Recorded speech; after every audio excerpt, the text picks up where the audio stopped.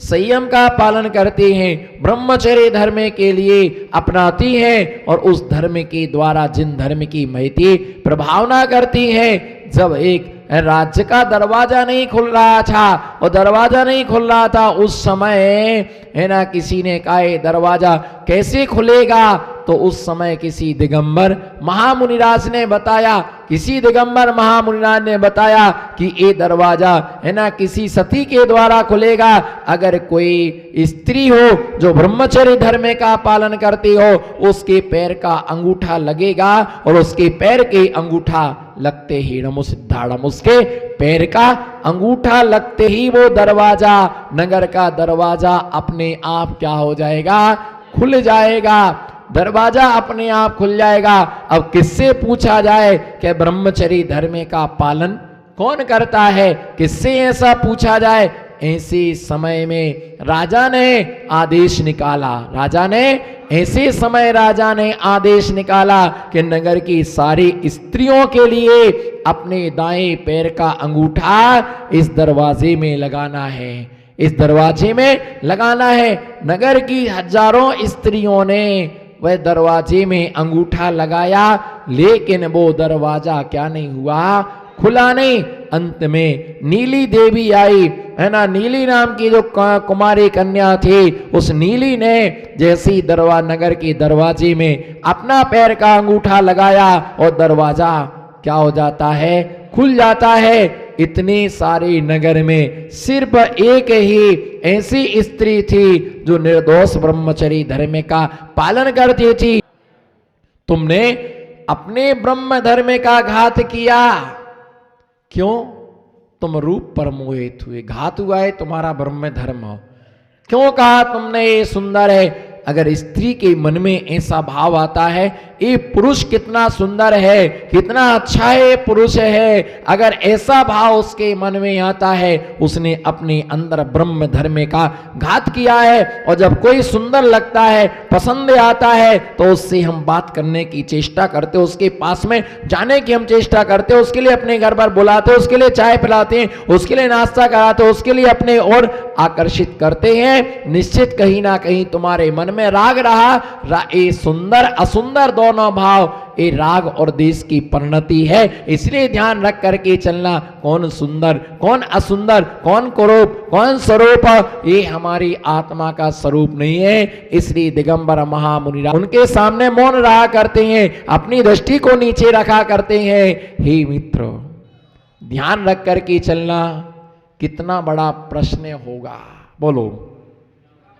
बोलो, कितना बड़ा। थोड़ा सभ्य रखना, थोड़ा सभ्य रखना, कितना बड़ा प्रश्न होगा, बोलो ना, कितना बड़ा, कितना बड़ा प्रश्न होगा। सुन करके तुम थर्रा जाओगे, सुन करके तुम्हारा कलेजा हिल जाएगा। मैं बर्दाश्त नहीं कर सकता हूं, मैं बर्दाश्त नहीं कर सकता हूं। अगर हमारे गुरु के सामने कोई ऐसा प्रश्न कर दे तो मैं बर्दाश्त नहीं कर सकता हूं। सहनशीलता के बाहर वो प्रश्न होगा। तुम होगे कोई प्रश्नकर्ता वाले, पर अपनी मर्यादाओं में रहो, अपनी सीमा में रहना। मर्यादा का उल्लंघन अगर तुमने किया तो इसका परिणाम कभी भी अच्छा नहीं होगा। लक्ष्मण ने एक बार, सीता ने एक बार लक्ष्मण रेखा का उल्लंघन किया, उसका दुष्परिणाम किसी से आज तक छुपा हुआ नहीं है। लक्ष्मण कह के गया था कि हे मैया इसके बाहर मत आना, हे मैया इसके बाहर मत आना, कोई भी आ जाए, कोई भी आ जाए तो इस लक्ष्मण रेखा का है ना उल्लंघन मत करना। लेकिन क्या करूं, भवितव्यता ही ऐसी थी, बोलो भवितव्यता ही ऐसी थी। राम की आवाज आई, लक्ष्मण गए, राम लक्ष्मण के लिए सीता की रक्षा में छोड़ करके गए थे, है ना मैया इस लक्ष्मण रेखा का उल्लंघन ना करना। लेकिन क्या करूं, भवितव्यता ही ऐसी थी। हाथ उठाओ ना, क्या करूं, भवितव्यता ही ऐसी थी। होनहार के लिए कौन टाल सकता है, बोलो विधि का विधान ही ऐसा था, विधि का विधान ही ऐसा था, है ना। कौन क्या कर सकता है। जैसे ही रावण साधु के भेष में बाहर आया, रावण साधु के भेष में भिक्षा मांगने के लिए आया, बहुरूपणी विद्या उसके पास थी। जैसे ही सीता बाहर आई और उठा करके उसको ले गया, एक बार लक्ष्मण रेखा का उल्लंघन किया, उसका दुष्परिणाम कितना भयंकर निकला। और जो धर्म की रेखा का उल्लंघन करेगा उसका क्या होगा। जो धर्म की मर्यादा का उल्लंघन करेगा उसका क्या होगा। कितना ज्वलंत प्रश्न होगा। दिगंबर मुनिराज के ऊपर प्रश्न चिन्ह खड़ा करना बहुत बड़ा प्रश्न है। किसी ने पूछ लिया, कलेजे को थाम करके बैठना, हे मित्र। किसी ने पूछ लिया, हे मित्र। किसी ने दिगंबर मुनिराज से पूछ लिया, आप नग्न रहते हैं, कलेजे को थाम करके बैठना।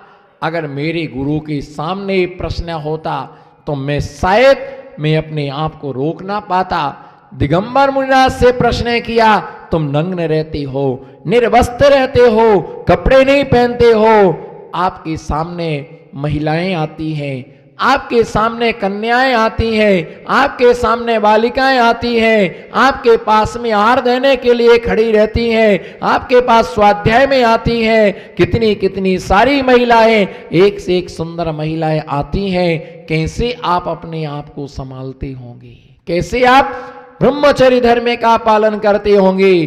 क्या कोई परिणामों में विकृति नहीं आती है ना। क्या आपके देह में कोई विकार नहीं आता। ऐसा प्रश्न जब हुआ तो आजू बाजू वाले सुनने वाले तिल मिला गए। तुम क्या बोलते हो, तुम क्या बोलते हो, चुपचाप हो जाओ, शर्म नहीं आती तुमको इस प्रकार की चर्चा करने में। एक दिगंबर महामुनिराज से महाराज ने कहा, कोई बात नहीं, कोई बात नहीं, प्रश्न करने वाला सदा स्वतंत्र होता है। प्रश्न करने वाला हमेशा स्वतंत्र होता है, पर उत्तर देने वाला आगम की मर्यादा से बंधा हुआ होता है। महाराज ने कहा, शांति रखो, शांति रखो, शांति रखो। ज्ञानियों के सामने कभी क्रोध नहीं किया जाता है। बोलने दो उसके लिए, उनके अंदर का प्रश्न है, उसका समाधान जरूर होगा।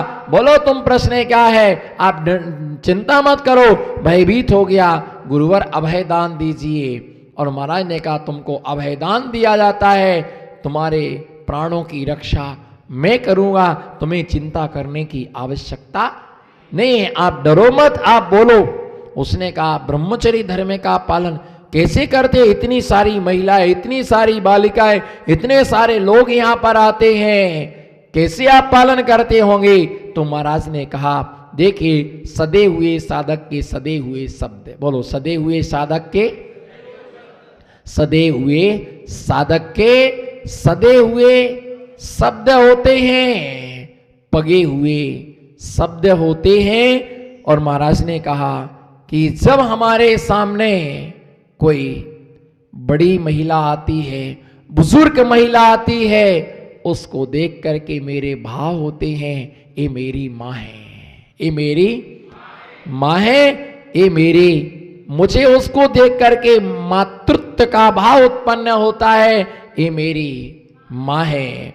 और जब हमारे बराबरी की कोई स्त्री हमारे सामने आती है तो मेरे ऐसे भाव बनते हैं, ये मेरी बहन है, ये मेरी बहन है, राखी बांधने वाली, और मेरे माथे पर भाई तोज को टीका लगाने वाली, ये मेरी बहन है। और जब छोटी छोटी बच्चियां हैं मेरे सामने आती हैं तो मेरा ऐसा भाव आता है, ये मेरी पुत्री के समान है, ये मेरी बेटी के समान है। माँ, बहन और बेटी, इन तीनों के लिए कभी भोगा नहीं जाता है। जब ऐसा भाव आता है तो कभी इनको देख करके हमारे अंदर विकारी भाव, तब कभी हमारे अंदर विकारी भाव नहीं आता है। एक छोटे से बालक को माँ अपनी गोदी में खिलाती है, अपने आंचल का दूध पिलाती है, तो वह बच्चा भी विकारी भाव को प्राप्त नहीं होता है और वो माँ भी विकारी भाव को प्राप्त नहीं होती है,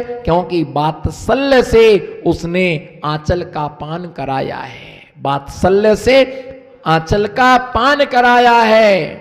वासना से आंचल का पान करने वाला महापापी होता है और वात्सल्य से आंचल का दूध पीने वाला वीर होता है। इसलिए मैदान में जाने के बाद वो लौटता नहीं है। कहीं कोई अगर उसे हमदर्दी भरता है, अगर कोई उसे ललकारता है, तब वो क्या बोलता है, मैंने अपनी माँ की आंचल का, मैंने अपनी माँ का दूध पिया है, तुम हमारा बाल भी बाका।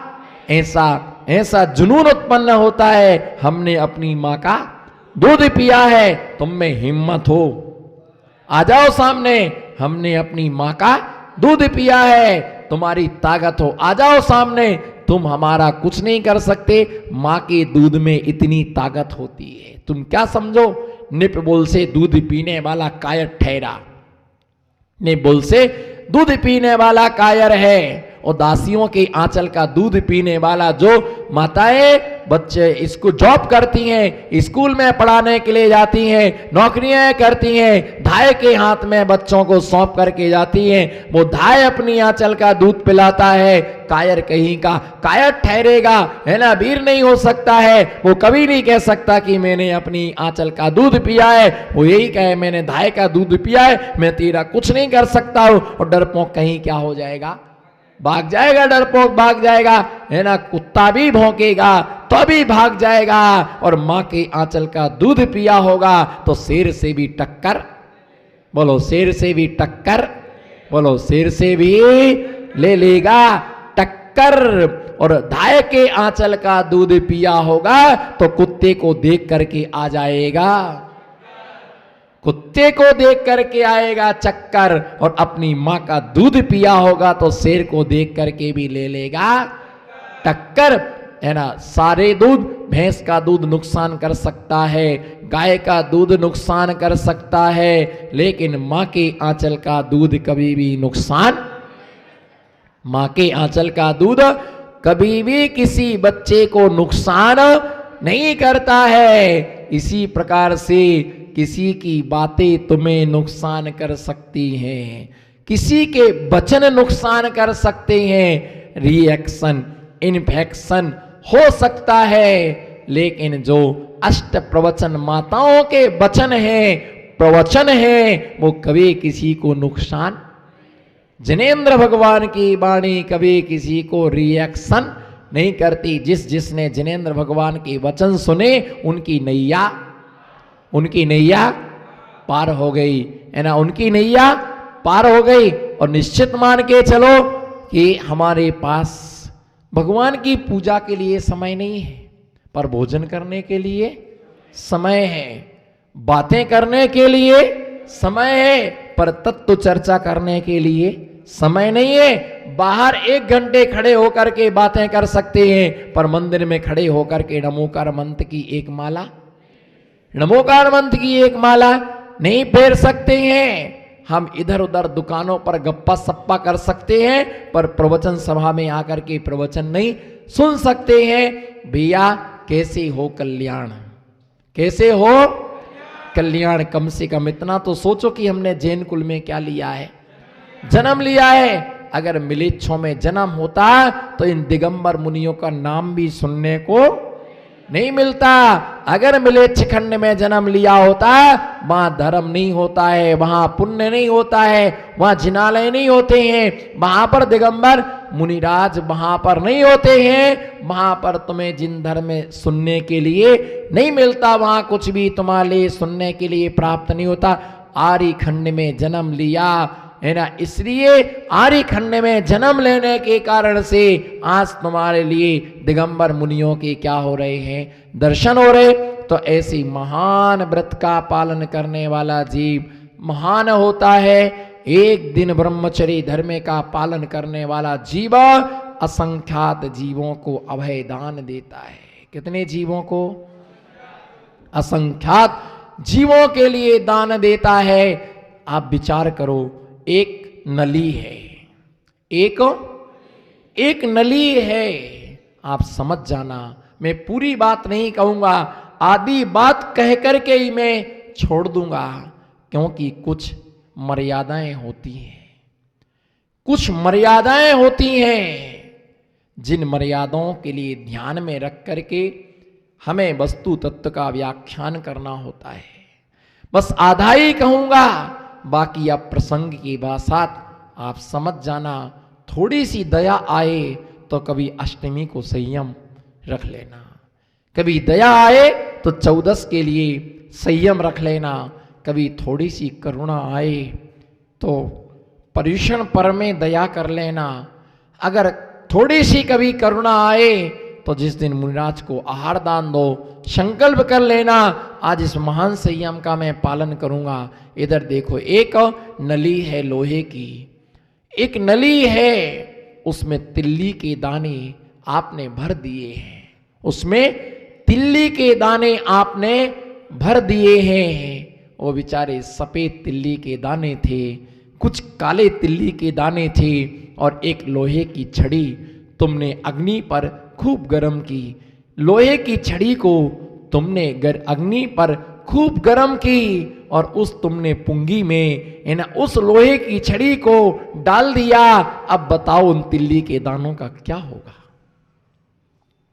विचार करो एक क्षण के लिए, स्तब्ध हो जाओ। ये दृष्टांत आचार्यों ने शास्त्रों में दिया है कि उस तिल्ली के दाने की पुंगी में जो तुमने लोहे की छड़ी को गर्म करके डाला, उन तिल्ली के दानों का क्या होगा? चट चट उससे आवाज आएगी, और वो सारे तिल्ली के दाने क्या हो जाएंगे? जल जाएंगे, भुन जाएंगे, है ना, जल करके राख हो जाएंगे। बस समझ जाओ कैसी उन असंख्यात जीवों की मौत होती है, कैसी उन असंख्यात जीवों की घात होता है, उसमें असंख्यात जीव होते हैं। तुम्हारे लिए देख, संबंध बनाने से तुम्हें आनंद उत्पन्न हो रहा है, तुम्हें अच्छा लग रहा है, तुम्हें सुख मिल रहा है, पर कितने जीवों की जान चली गई, वो तड़प तड़प करके मर जाते हैं, तड़प तड़प करके मर जाते हैं। एक बार की विषय सेवन में 9 करोड़ शुक्राणु निकलती है, 9 करोड़ शुक्राणुओं में से एक शुक्राणु गर्भ की रचना करता है। 8,99,99,999 शुक्राणु वासना की शिकार बनकर के मृत्यु के लिए प्राप्त हो जाते। सोचो हमारा पुण्य कितना अतिशय होगा।